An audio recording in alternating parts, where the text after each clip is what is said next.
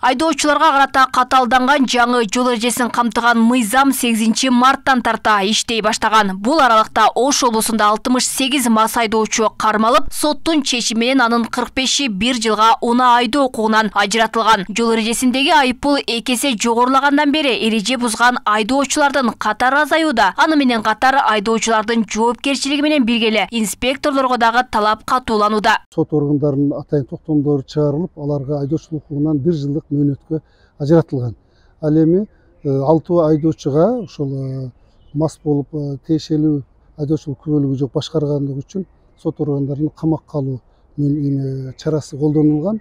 Ал эми 25 айдоочунун иштери азыркы учурда сот өндүрүшүндө каралууда. Ош облусунун аймагында 3 айдын ичинде ушул жалпы болуп эреже бузган айдоочулардын төлөгөн айыптарынын мамлекет бюджетке 9 миллион 600 миң сом акчалай айыптар төлөндү.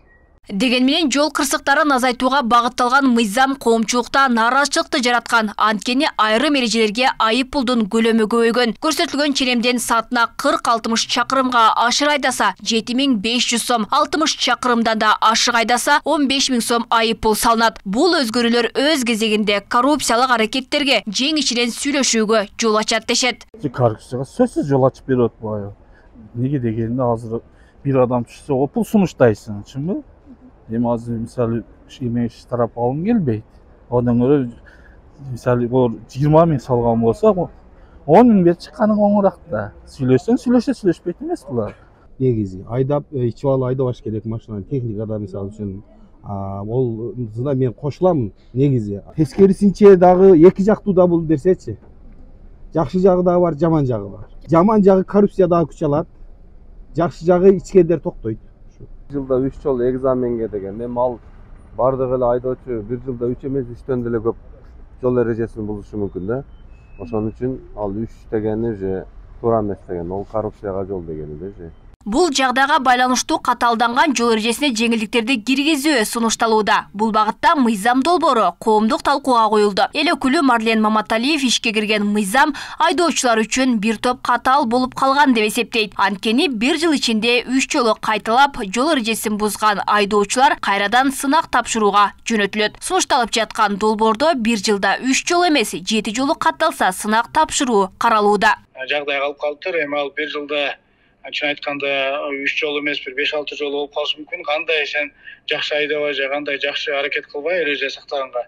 Бирок ушундай учурлар кездешип калышы мүмкүн. Ошон үчүн биз буну 2 эсе көтөрүп коелу дегеле. Анткени 1 жылдык болуп атканга ылайык 1 жылда 6 же 7 жолу ошондой тартипти бузса, ошондо гана экзаменди кайра тапшыра турган ыкманы айтып атабыз. Экинчиси болсо, билесиздер, жанагы штрафты өз убагында төлөй албай калуу. Мындайча айтканда 1 айда эгерде 3 миң сомго эле төлөй албай калсаң, анда сенин кайра штраф станцияга машинени алып баруу. Бул дагы мен ойлойм бир аз кичине ашыкчараак кетип калды деп. Эске салсак, жаңы эрежелерди камтыган мыйзамга ылайык мас болуп унаа айдагандар 1 жылдан 3 жылга чейин айдоочулук көлүгүнөн ажыратылат. Ал эми айдоочулук укугу жок рулга отурган мас жарандарга 15 миң сом өлчөмүндө айып салынып келсе, мындан аралар 3 суткага камакка алынат. Республикада жол коопсуздугу боюнча жаңы эрежелер киргенден баштап мас болуп унаа башкаргандардын саны 39%га азайган. Кыргызстанда 1 миллион 400 миңдей машина бар. Ички иштер министрлигинин эсебинде жол кырсыктарынын 80% айдоочулардын күнөөсүнөн болот. Алмагүл Эркебайкызы, Жылдыз Кадырбаева, Ош ТВ.